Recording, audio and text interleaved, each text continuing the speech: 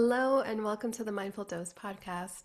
You're listening to Adriana, and today's Lunar Talks is on the full moon happening on February 1st, 2026. So we're starting off February with a brand spanking full moon. It's in the sign of Leo, and the sun is in Aquarius. So full moons are the sun and the moon at opposite signs at the same degree. Before we jump in, I just want to just introduce myself for anyone who's listening to the first time. I am a self-taught astrologer for the last 8 years. I've been into astrology since I was 11, so it's over 20 years now. Let's see. And the purpose of these lunar talks is for me to have a casual conversation with you guys about astrology, just using the lunations as the focal point of the conversation. I have a lot of followers who are interested in astrology but don't know it to the depths that I do. So these lunar talks are really for that audience who want to understand astrology, want to understand the language of astrology a little bit better. On my YouTube channel and podcast, there are 2 parts to a language of astrology series where I just kind of give you the basic fundamentals of the language. It's a just very foundational type of video, but you should check that out if you want to kind of understand what we're talking about during these lunation talks. I'm currently getting a formal training in Hellenistic astrology, so I will let you know when I'm done with the course and hopefully certified. I plan to get the certification, so I'm working really hard at becoming that professional astrologer. In the meantime, these lunar talks are just a way for you and I to connect through astrology. You should check out my website for any updates, mindful-dose.com. Sign up for my newsletter because I give the most information on updates through the newsletter. They look pretty, they're fun to make. I hope that it's fun for you to receive in your inbox. But anyway, let's dive into this full moon. All right, so I haven't seen the chart. That's kind of how I run these episodes. I'll look at the chart live while I'm recording the session. So we're getting a authentic experience here. Before I look at the chart, I want to say that this lunation is the last one before eclipse season begins. So essentially, after the first week of February, we'll be in the eclipse season. The new moon in Aquarius happening on February, on February 17th of 2026. That new moon is a solar eclipse. So usually with eclipses, the intensity and kind of the events pan out 2 weeks before and 2 weeks after the first and final eclipse. So I'm just going to concentrate on this regular schmegular full moon happening on the 1st. But I just want you to know that after this, it's going to be like somebody cranked the heat in the house. So let's look at the moon. Let's see. So here we go. I'm looking at the chart for the first time. Again, full moons are when the sun and the moon are in opposition. So sun is in Aquarius, Leo, the moon is in Leo. Okay. So I got the chart up, and before I start deciphering the chart, I want to pull a tarot card. So I'm using the Rider-Waite deck, very traditional deck. You've likely seen the images for this deck. So very traditional message with these cards, and the card that would not shuffle in this moment, okay, was the Four of Swords. So for those of you who are just listening to the episode, the Four of Swords shows 3 swords hanging on a wall and 1 sword laying what appears to be horizontal, but almost like if it's part of the decoration of this surface that a person is laying on. So it's kind of like the decoration on the side of a bed frame. And this person that's laying on top of this surface is he's just resting. He's got a pillow under his head, so that's how I know he's alive. Because if you're looking, you might just say, but Adriana, he might be unalive. Well, that's not the case because he has a pillow under his head. And his hands are at prayer over his belly. Either that or they're making like a tent shape.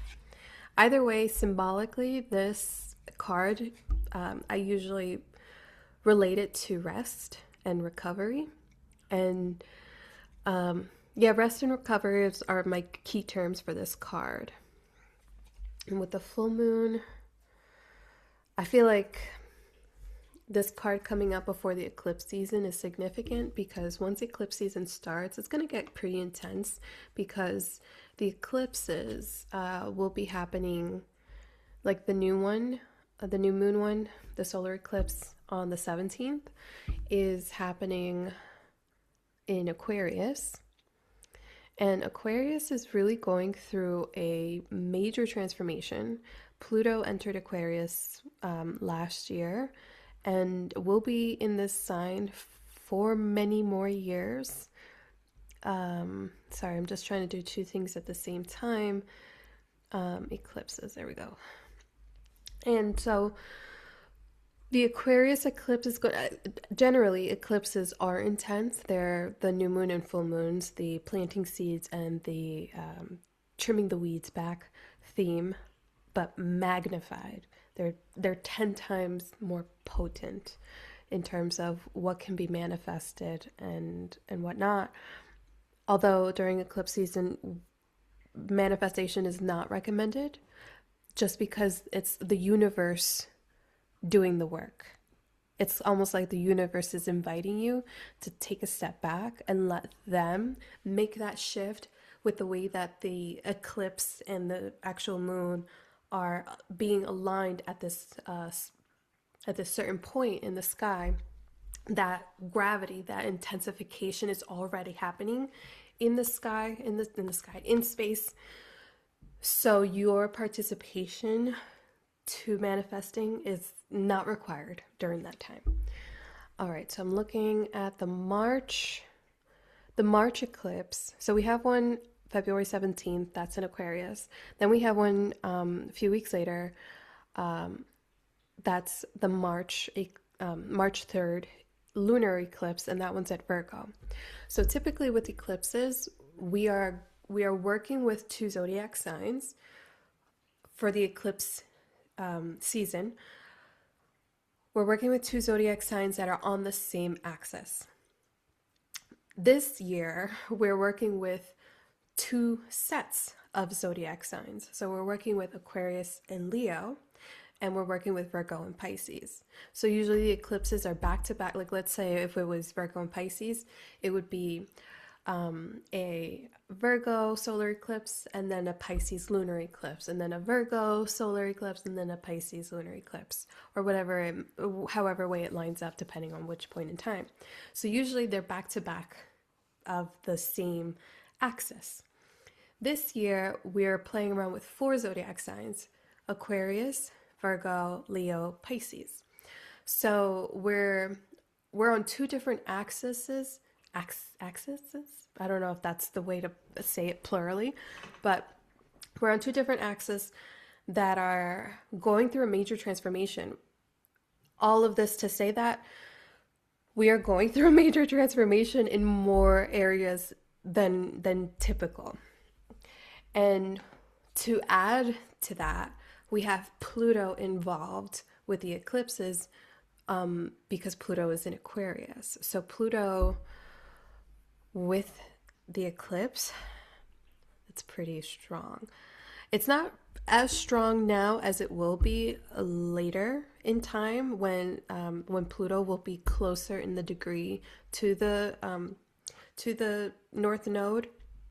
However, it is in the same zodiac sign. So the Aquarius is just generally either early Aquarius people, like January 21st, and that first week all through to February 19th or February 18th Aquarius. Like everyone born under that time frame is going through a major transformation.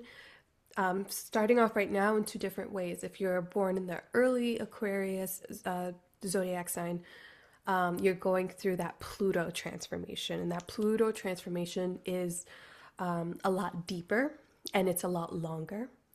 If you're in the later, the tail end of the Aquarius season, is like if your sun sign is at the later point of Aquarius, then you're going through that North Node transformation. With the North Node, that transformation is not so much transformation, but just more like something's like a major ending or major beginning. So it's like closing a chapter and beginning a new chapter. Whereas the Pluto is more of like things are transforming, things are falling apart, and you're forced to kind of like look deeper within to find what you can rebuild that will last longer. That carries more strength.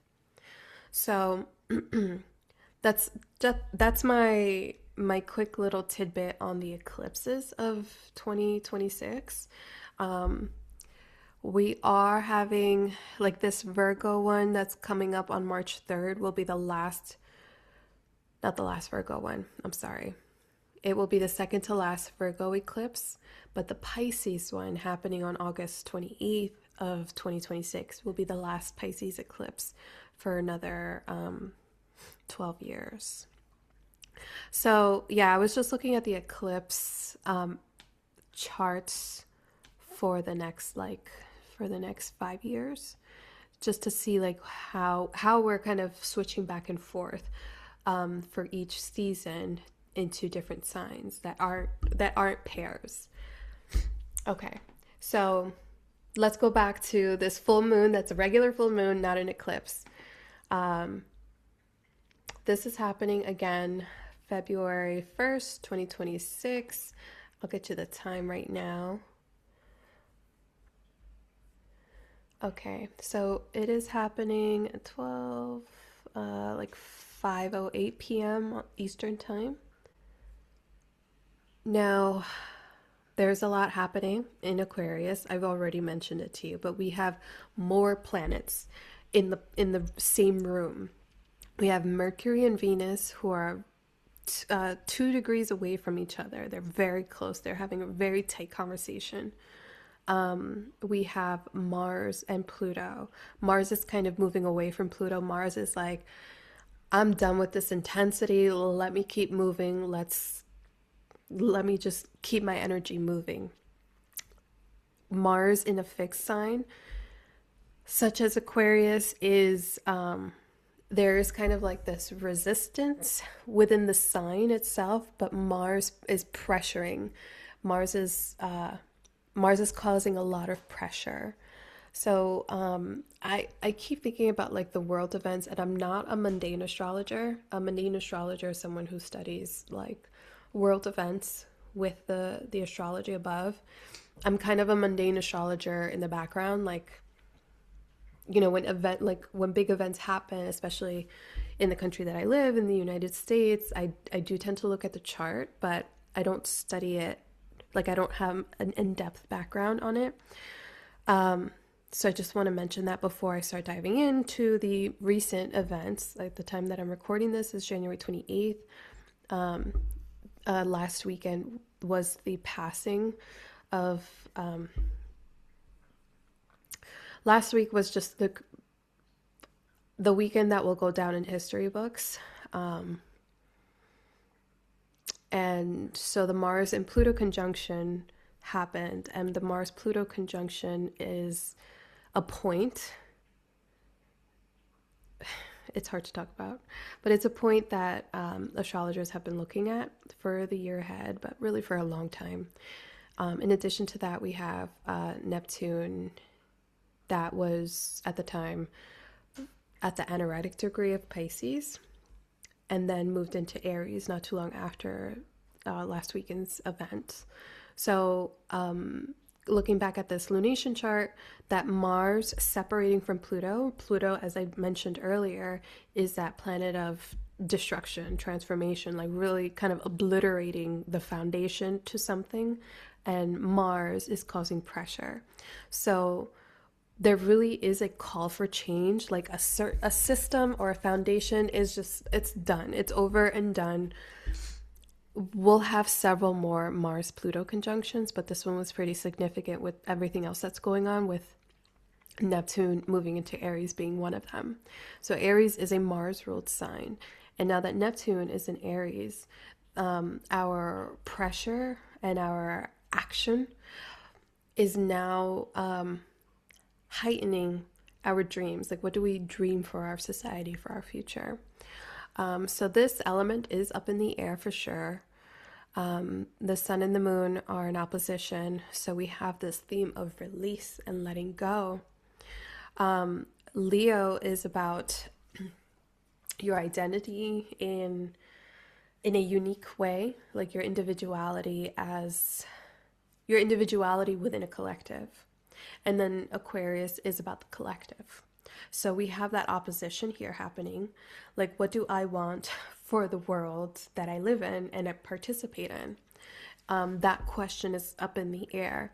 But primarily, we are thinking about this in the terms of our society, in the world that we want to live in. So I really feel like this full moon is a huge marker to the shift and the changes that are going to happen. Speaking from my perspective as someone who lives in the United States, this transformative period within our country is happening to everyone on a very unique level.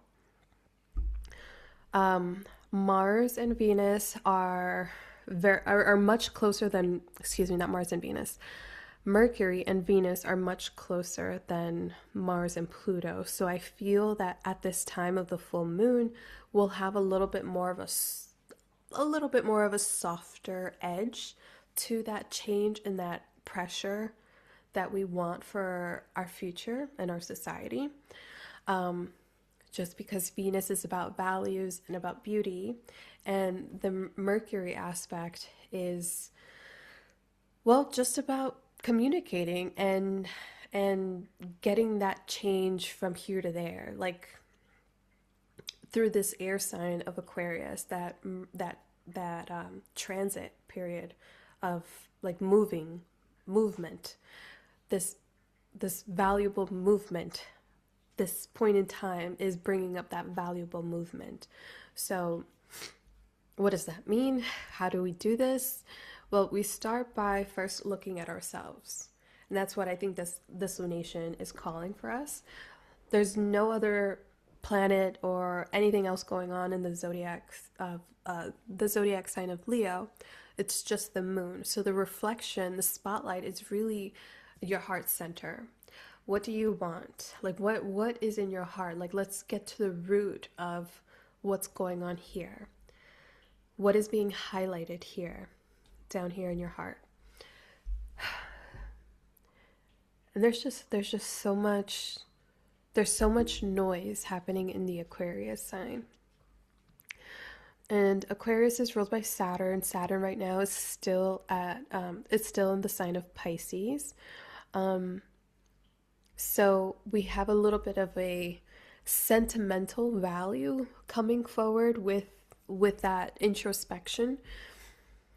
We still have like a dream-like attitude about what we want. So I don't think that this lunation will be concrete for the changes. It's almost like this last bit of spiritual inspiration for the changes we want in the long term.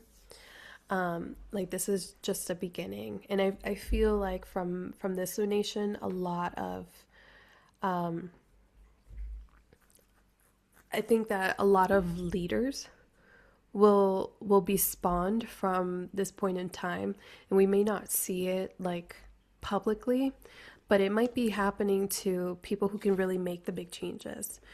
Overall, I feel like this is a lunation that will spark inspiration, and hopefully to the right people who can get us back, or who can get us closer to unity and to a society that is at peace. I know that's a big wishful thinking kind of statement. I'm just a regular single mom out in the world studying astrology, but the way that I'm reading the chart, this is how it's kind of coming forward for me. And I think that if it's not exactly how I say it, I think that a version of that will come about based on how I'm seeing this lunation. The interesting thing to me is that this is all happening, majority of the conversation is within the Aquarius zodiac sign. So it's really a lunation on the collective, a reflection on who we are as individuals within this larger picture. And the larger picture is what matters and needs healing and needs recovery. And it can start with our individual actions. Because with the moon being in Leo, the sun rules Leo, and the sun is opposite the moon. So this is a really true reflection on identity. With the sun standing brightly and proudly within the crowd, and the moon just kind of putting a spotlight on just who you are. This is a very big lunation on our society. And then I don't mean it just with the United States. I kind of mean it really with the world. Every nation has got something going on. Every nation is really going through a shift and transformation. The United States, though, from what I know, is having major what do you call it? Major returns happening. Like Pluto in Aquarius. Last time Pluto was in Aquarius was when the United States became the United States. So it's having its Pluto return. That's pretty crazy. It's time to be alive and to witness the events of a return. A return is every planet will have a return. Some of them will be alive for, some of them we won't. We go through a lunar return every month. We go through a solar return every year. We go through a Saturn return every 30-ish years. So we go through a Mars return every 2 years. So we go through returns often, and when returns happen, it's basically, just as the word suggests, we return back to a point. Hopefully, we return back with more knowledge, more wisdom, and we return greater each time, better each time, learned our lessons each time, and apply those lessons on the next round, on the next trip. Yeah, I can't speak for everybody, but in a nutshell, we should return with smarter, wiser actions, values, and especially depending on what the planet is, would represent what kind of return it would be. So Pluto return is, there is a restructuring happening, a rebirth happening. I almost want to say like United States 2.0. That's kind of that just popped into my head. So anyway, thank you for joining me on this Lunar Talks. I feel like it was a little bit heavier this time. I'm curious to see what the eclipse seasons are going to be like, because eclipses are always, for me, maybe because the last one from 2025, like the last seasons of 2025, they were on my axis of like I have a Pisces stellium, so I felt them so much more. And we were also finishing the Aries and Libra one, and I'm in Aries rising.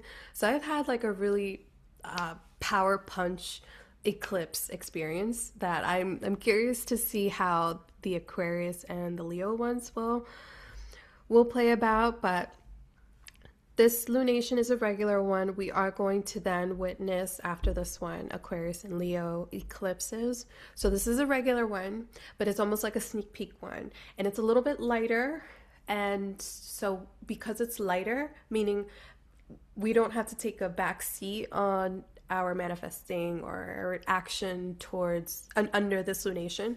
Like, we can be an active participant. We can choose the values of what we want for our future. We can choose how we want to participate within our society.